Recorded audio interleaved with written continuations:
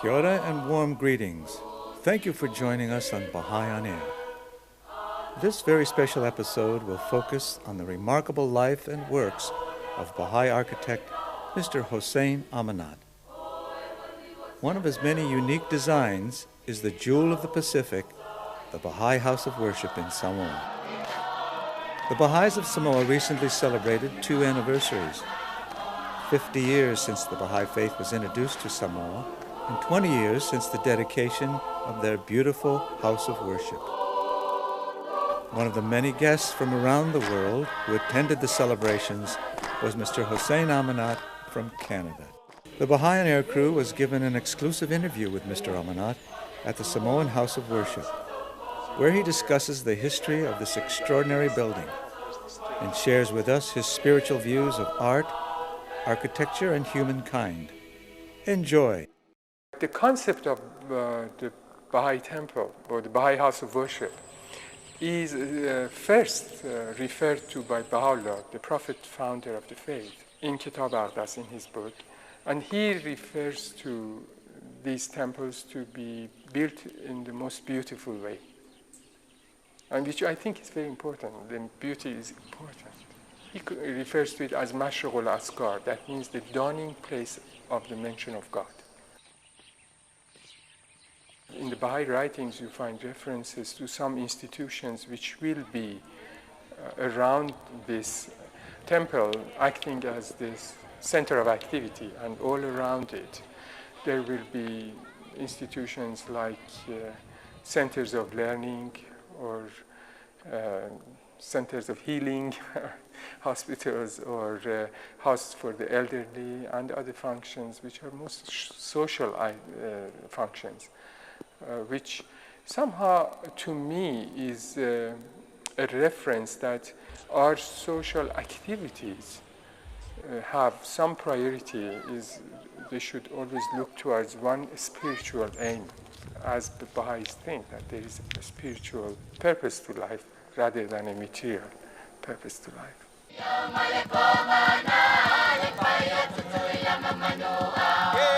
It's a beautiful building. As with all Baha'i houses of worship, it has a dome and 9 entrances. It symbolizes the unity of all religions and all peoples. That is the central purpose of the Baha'i faith. This first Baha'i house of worship in the South Pacific Ocean is perched on the mountainside behind Apia, the capital of Western Samoa. I'm Iranian, and from my mother's side, I'm 4th generation Baha'i. From my father's side, I'm 3rd generation Baha'i. Excellence of education and art and science were always emphasized. Of course, the Baha'i faith has a great emphasis on beauty, on creativity. All these perhaps have had something to do with my training. Hussein Ammanat now lives and works in Vancouver, Canada. The architect describes how it feels as a Persian to erect a beautiful house of worship while his fellow believers are being so unjustly persecuted in Iran. It's very difficult to describe my feeling in this respect, but it reminds me of a very famous prophecy of Baha'u'llah about the persecution of his followers in his native land. He says, if they attempt to conceal my faith in the continent, it will rear its head in the midmost of the ocean. And it is really what has happened. You know, this project was a part of a plan by the Baha'i World Center. That means the World Administrative Center of the Faith had decided to build a temple in Samoa. And I was told that maybe I should show some of my sketches about different concepts that I had for this temple, which I had done very casually, to see if any of them would be of favor. And based on that, the World Center, here we call it Universal House of Justice, which is the international body of the faith, they asked me to seriously do this design, and I came up with this design, which is now built. In fact, after, I think, 3 years. Mr. Ammanat has designed many beautiful structures around the world, beginning with some of the most prestigious modern buildings in Iran, including the Freedom Monument in Tehran. It has become a symbol of modern Iran. His creative works now include buildings in Canada, United States, and China. In addition, he has created outstanding projects for the Baha'i Faith in many countries, which include the striking buildings for the Administrative Center for the Baha'i World. The World Administrative Center of the Baha'i Faith is located in Haifa, Israel. Reason is that the prophet founder of the Baha'i Faith was exiled in about 150 years ago, 140 years ago, to Ottoman Empire, and the Ottomans imprisoned him in Akko, near Haifa, in Palestine, now Israel. And the family stayed there, and the Baha'i World Center happens to be there in Holy Land. This center is a complex of 5 buildings. One of them is not built yet. That's the archives building. That building was already built. It was finished in 1957. The first one I was involved with in about 1972 is the seat of Universal House of Justice, which is at the center of the garden, which is arc-shaped. That's at the apex of this arc is this building. And then the archives is at one side. The Baha'i International Library will be at the other side. And there are other 2 buildings. One is the Center of the Study of the Text, and the other one, International Teaching Center. Welcome to Samawa, the midmost of the ocean.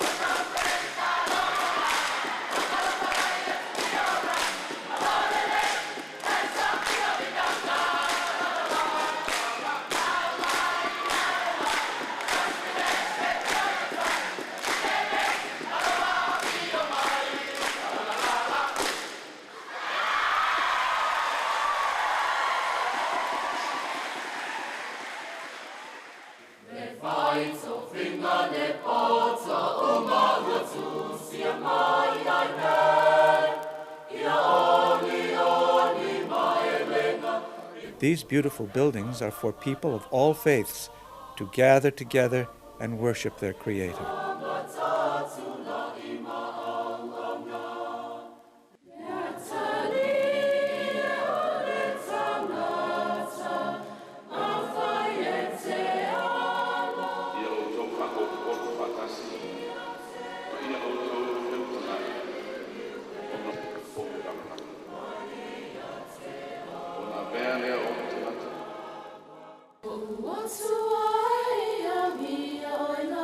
In his holy tablets, Baha'u'llah, the prophet founder of the Baha'i faith, called the Baha'i houses of worship the dawning place of the mention of God.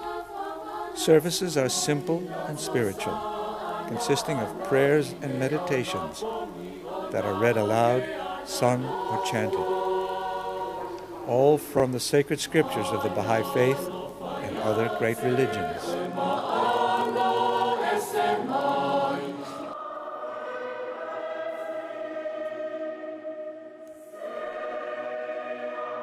One of the common features of all the Baha'i houses of worship is that they are nine-sided.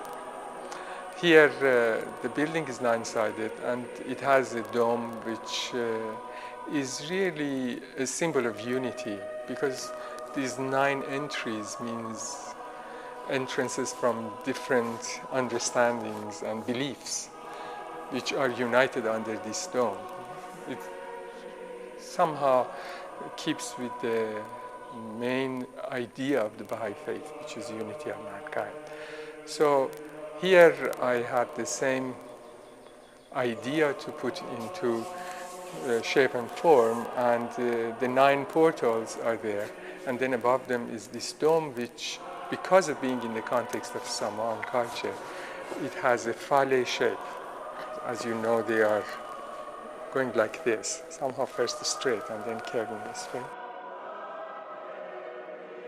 The geometry of the dome is created by these 9 panels, which creates about 18 ribs on each side. And these ribs, which have glazing in between, they weave at the top in an interesting pattern, which is a Persian pattern.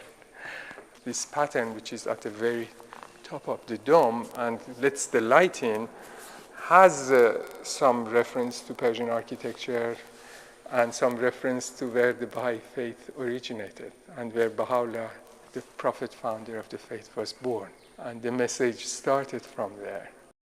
I brought the design to show it to His Highness Malyoto. He was very happy to see the design, and he liked it very much. And he was back from a trip in China.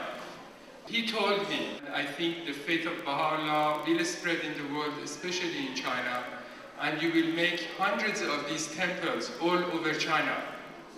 And his kindness and support always continued for this building. He used to pay visits many times to see the progress of the work. It was a very dear building for him. And of course, when the building was dedicated, he was here, and it was a memory that none of the people who were there would ever forget.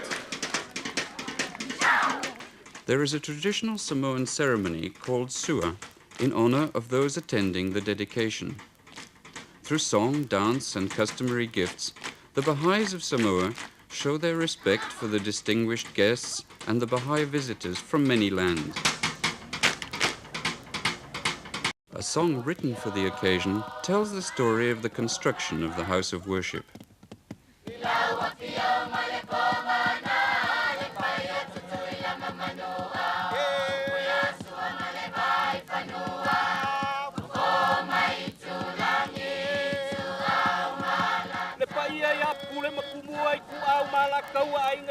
A Samoan talking chief announces the presentation of customary gifts that are symbols of honor and respect.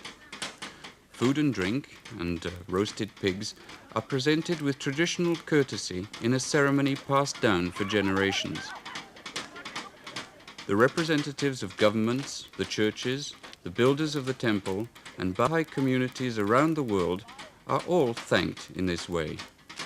Beautiful fine mats are included in the presentation. The Maliator also receives an inlaid telephone and a model of the house of worship given to His Highness by the Universal House of Justice. In case you just joined us on Baha'i on Air, we are featuring Baha'i architect Mr. Hussein Ammanat. He has designed many unique buildings around the world, including the Jewel of the Pacific, the Baha'i House of Worship. There is hardly anything added to the structure of this building. It's the pure structure that you see. The ribs are what is meant for the body of the building. It's the bones of the building. And the glass is in between the ribs, letting the light in. When the days are clear, you can see the movement of the clouds through these ribs. And it's as if you have a moving stained glass. You look up and you see the clouds moving in the beautiful sky of Samoa. And it's as if you are in heaven, or at least I am. but I have many times felt that. When the prayers are being said and you look up, it's as if you are somewhere up there.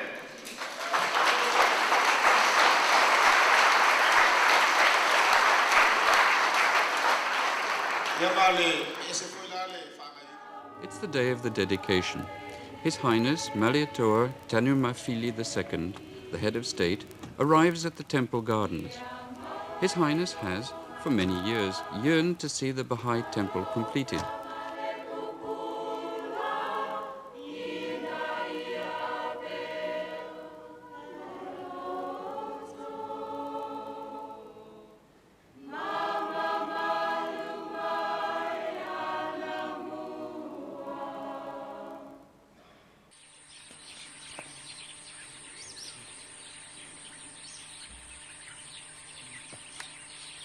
But the view is very open. You see the beautiful gardens around the temple while you are praying. And this, I think, is very unique about this temple.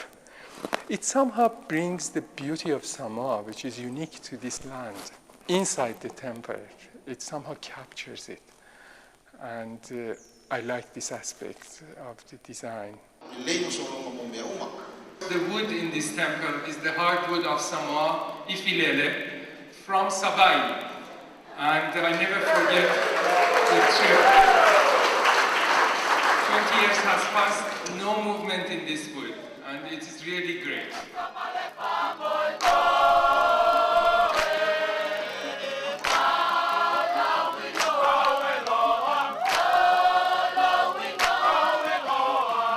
As beautiful the texture you see created by wood in the Fale domes that I love very much. I couldn't do a wooden dome for this temple because it should have been a durable material that would not catch fire because of a mistake and would stay here for hundreds of years.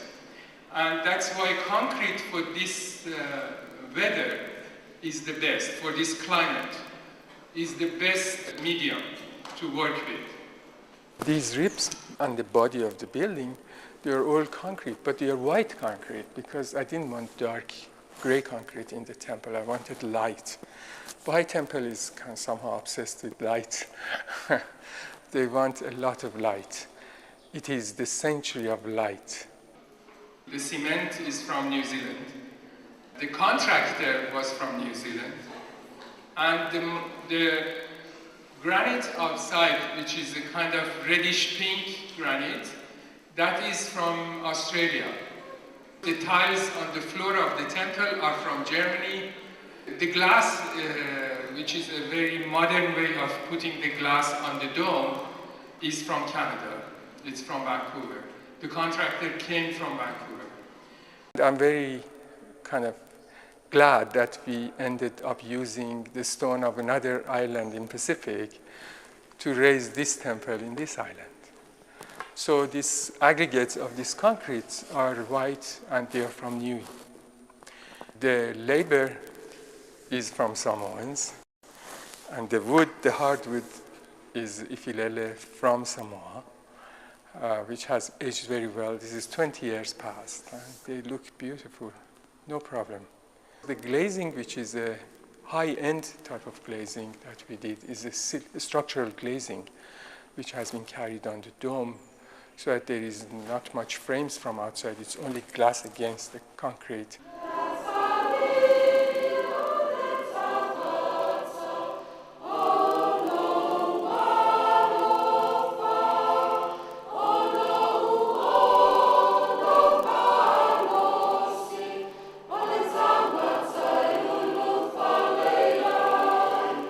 Let the religions agree and make the nations one, so that each may see each other as one family.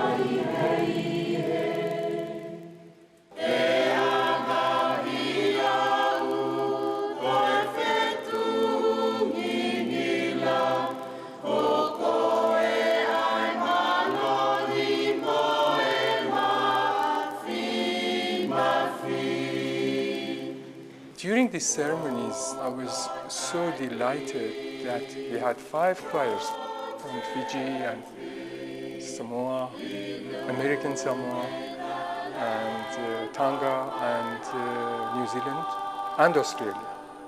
Each of them were in one of these alcoves on the mezzanine, upper mezzanine.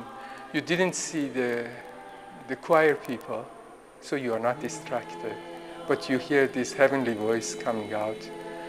And the acoustics for choir was ideal, I thought. I was so delighted that it worked so well. Usually the domes are not very good spaces for good acoustics, but here it just happens that it works very well.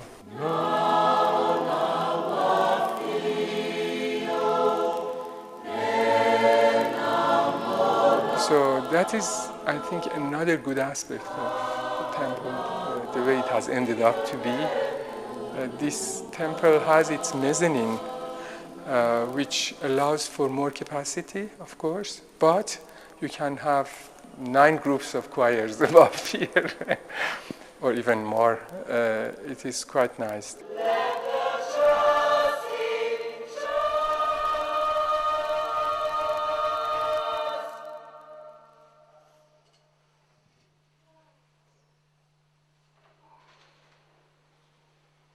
The benches are deliberately designed very simple. They are not elaborate. They were all manufactured in New Zealand with the local hardware, then shipped over here. That's another kind of simple aspect of the temple. I have tried to keep everything very, very simple. The dome itself is just very simple, white against the very green of the hill. You know, the idea of simplicity has always been there. It comes from the way the Samoans are and they live. The dedication takes place in the presence of many Baha'is and invited guests.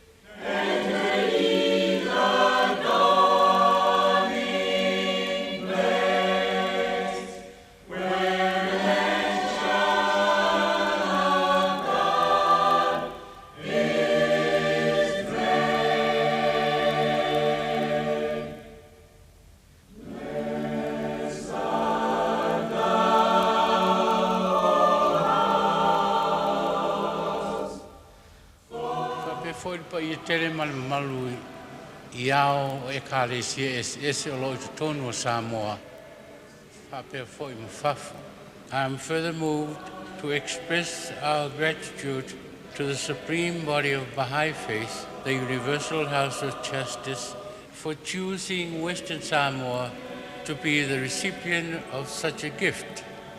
My sincere and warmest expression of thanks goes to the members of the Baha'i faith all over the world, both high and low, who have given so generously of their resources. But I want to tell you something that I really felt I am in family.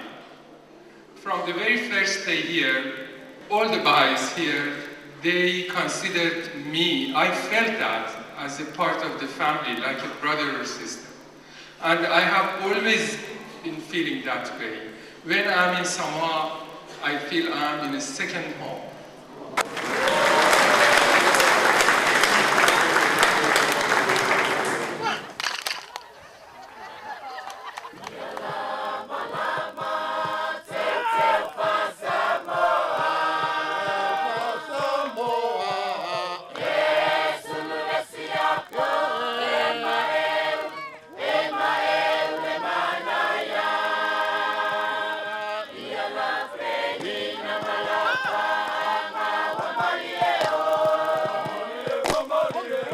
Coming here is always a happy occasion, especially for the 20th year of this temple.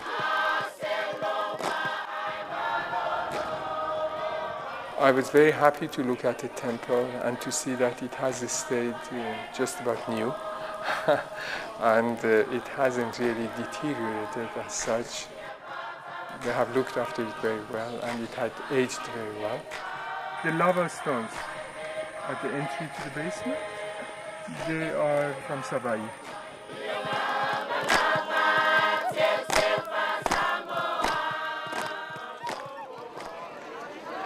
Of course, more important was to be in between the Baha'i friends from all over the world who had come from different countries.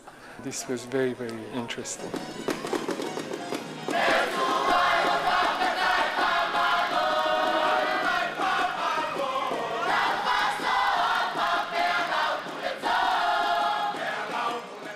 From the moment I arrived here, the beauty of Samoa has really impacted me very deeply, and Samoan people, because they are very kind, the way they live, their sincerity and purity, and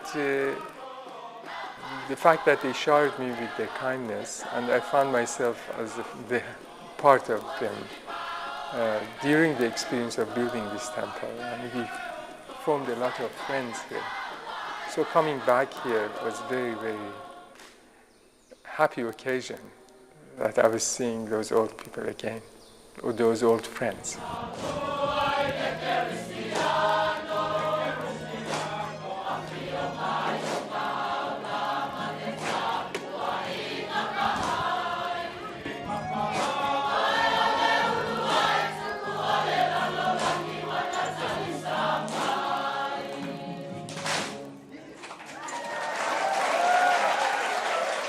It has been a great honor and bounty from Baha'u'llah that I was involved as the architect of this temple. Thank you so much.